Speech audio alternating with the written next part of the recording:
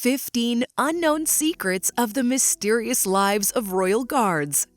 Have you ever wondered about the British Royal Guards?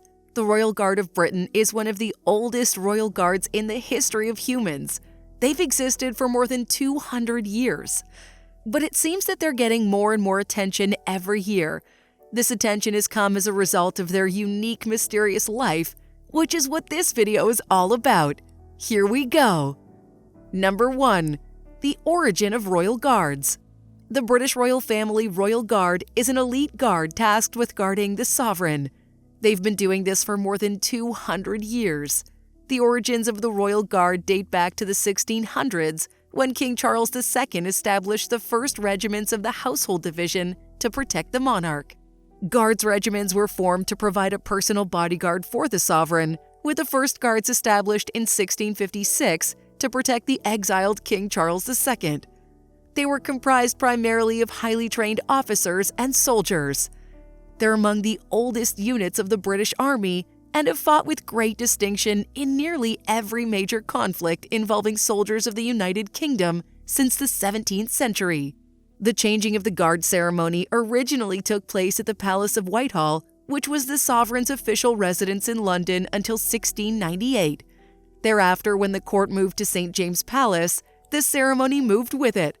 However, today this ceremony takes place at Buckingham Palace, and apart from protecting the king, the Royal Guard also engages in sentry posting and guarding royal treasures. Number 2. They have insect protocols. Members of the British Royal Guard are standing outside for long periods exposed to the elements, crowds, and bugs. Members of the Royal Guard have to deal with these pesky insects buzzing around their heads while on duty.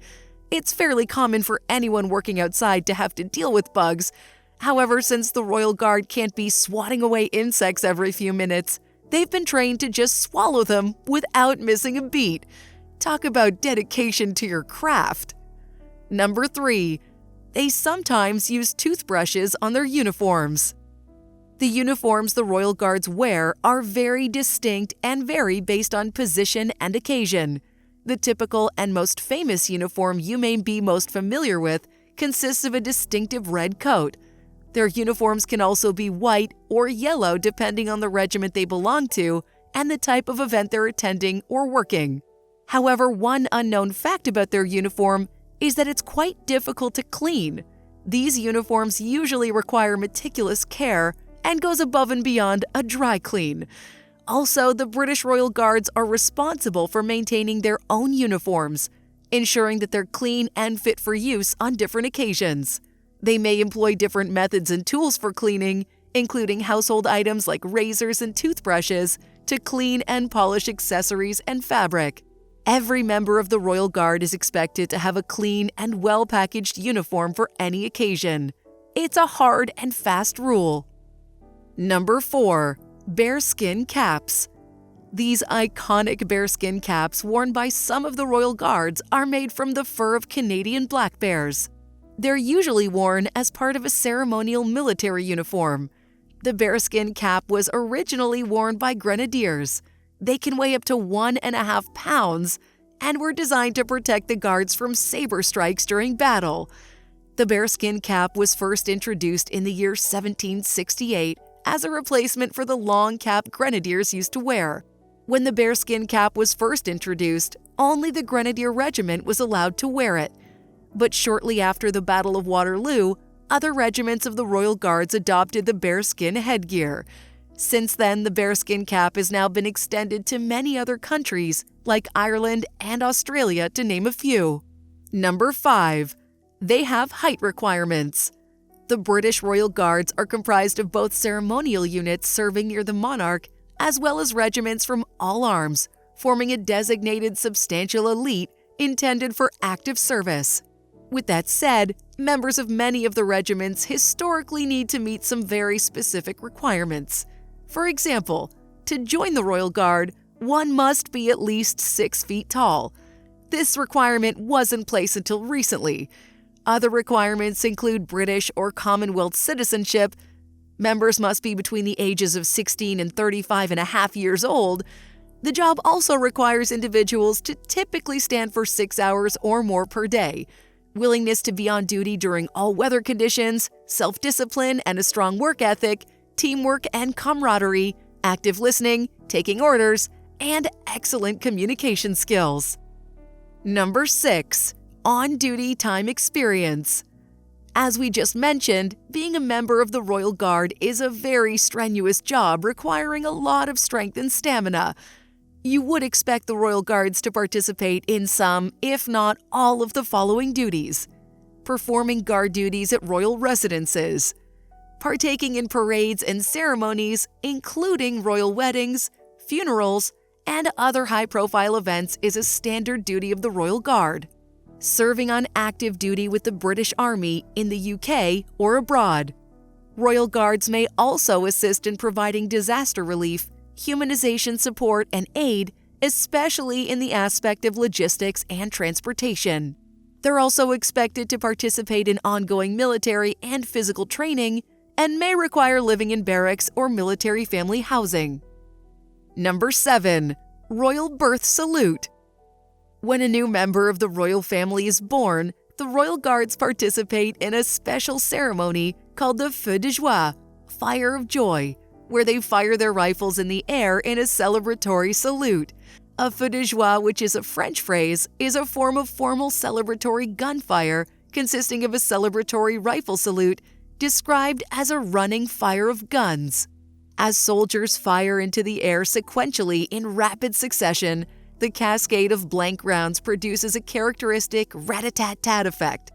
It's usually only done on rare occasions, calling for a national celebration. During the 18th and 19th centuries, a feu de joie was also used to celebrate military victories or birthdays. In recent years, it's marked in royal presence the 80th birthday and Diamond Jubilee of Queen Elizabeth II, as well as the death of Queen Elizabeth II.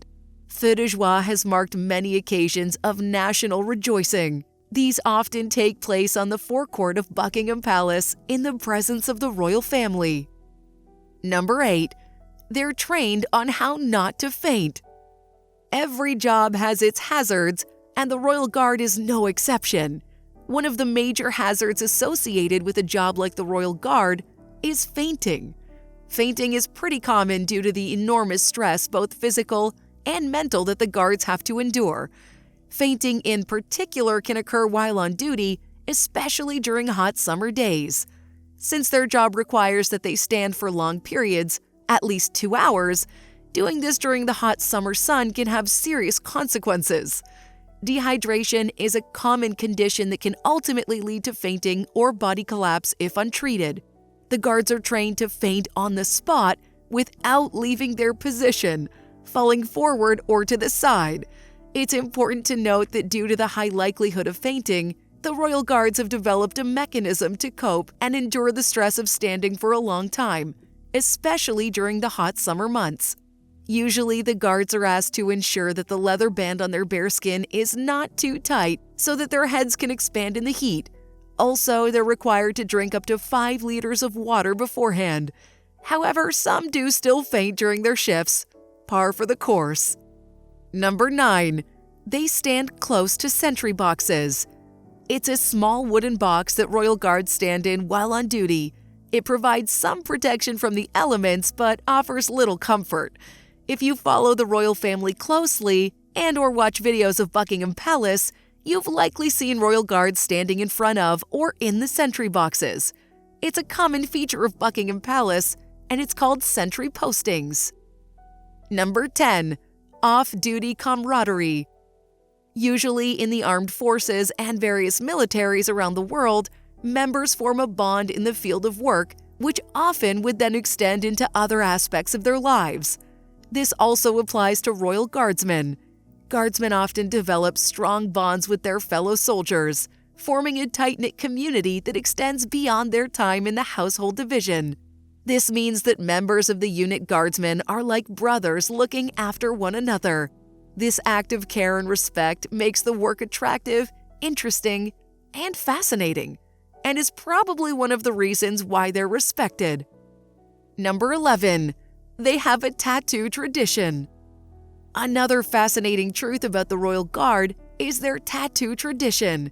Many Royal Guards have tattoos, some of which reflect their regimental pride or commemorate their service.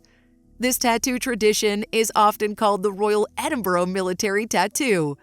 The Royal Edinburgh Military Tattoo is an annual series of military tattoos performed by the British Armed Forces, Commonwealth, and international military bands and artistic performance teams on the esplanade of Edinburgh Castle in the capital of Scotland. The event is held each August as one of the Edinburgh Festivals. Each performance begins with a fanfare, usually composed specifically for that year's show. The massed pipes and drums then perform, marching through the gatehouse of the castle and performing a traditional pipe band set. Then the show's featured acts perform individually. The tattoo is run for charitable causes, and in 2017, it was estimated that over the year has given £10 million to the arts, military, and civilian charities and organizations, such as the Army Benevolent Fund. The event also generates up to £100 million in revenue for the Edinburgh economy annually, according to estimates. It's important to know that the tradition first started in the 1950s. Number 12. They guard the crown jewels. The British Royal Guardsmen have a lot of function which revolves around protecting the sovereign. The other members of the royal family are also guarded by the British Royal Guardsmen. Not only do they protect the monarch and their family, but they also protect royal residences and royal treasures. Among the treasures protected by the Royal Guard is the crown jewels at the Tower of London. It's a collection of royal ceremonial objects kept in the Tower of London, which include the coronation regalia and vestments worn by British monarchs. It represents the entire ruling history of the British monarchy and has stood for more than 800 years. Number 13. They work with secret signals. Part of the mystery surrounding the British Royal Guard is their use of secret signals, such as a subtle hand gesture or foot movement to communicate with one another while on duty. These secret signals are usually used in communication with the sovereign as well. A lot of information is now known about how the late Queen Elizabeth used these secret signals to communicate with the Royal Guardsmen. According to royal experts, some of the signals the Queen sent were with her handbag. When she popped her handbag on the table at dinner, it reportedly meant she wanted dinner to end within the next 5 minutes. If it goes on the floor, rumor has it she was tired of the conversation and wants to be whisked off quickly by her lady-in-waiting.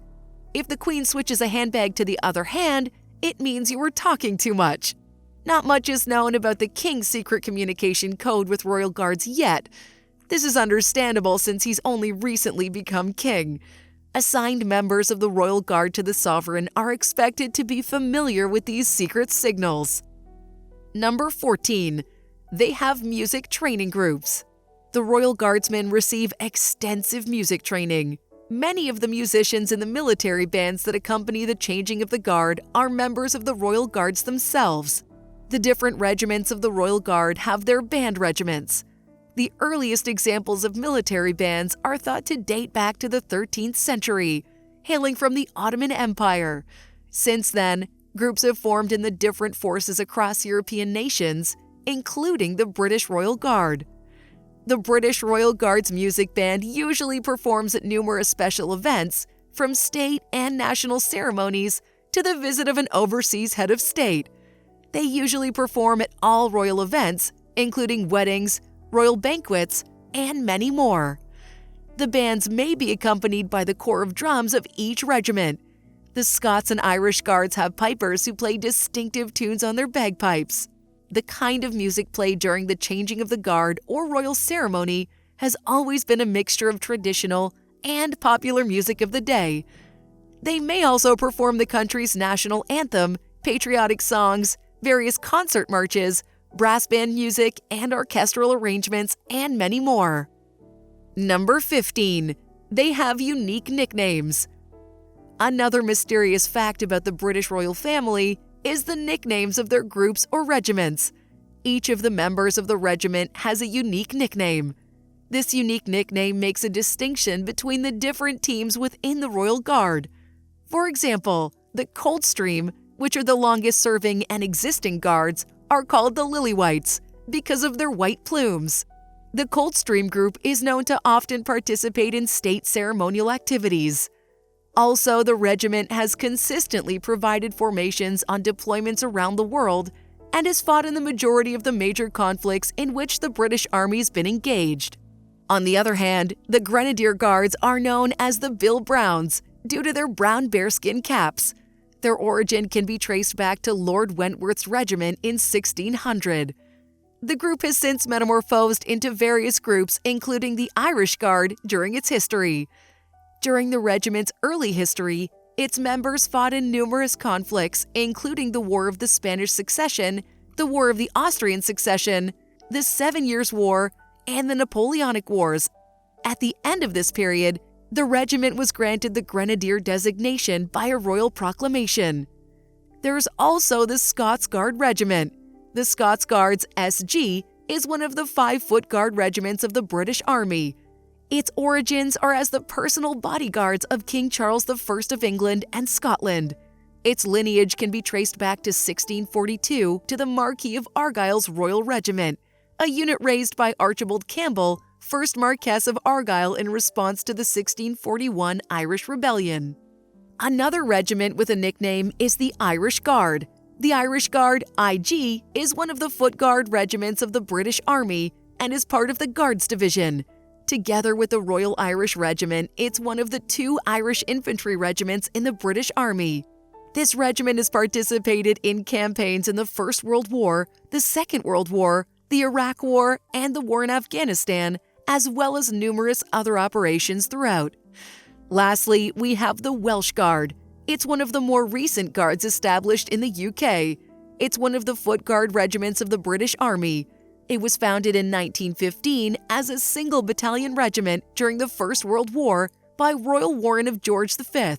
Shortly after the regiment's formation, it was deployed to France, where it took part in the fighting on the Western Front until the end of the war in November 1918. During the interwar years, the regiment undertook garrison duties in the United Kingdom, except between 1929 to 1930 when it was deployed to Egypt and late 1939 when it was deployed to Gibraltar. We can keep going on and keep listing some of the mysterious and interesting facts about the life of the Royal Guards of Britain. Which of these facts fascinated you the most? Please let us know your thoughts and opinions in the comments section. We hope this video was informative and interesting for you, and that you learned a thing or two about the Royal Guard. Please take a moment to like our channel and subscribe so you don't miss any of our videos. Bye for now.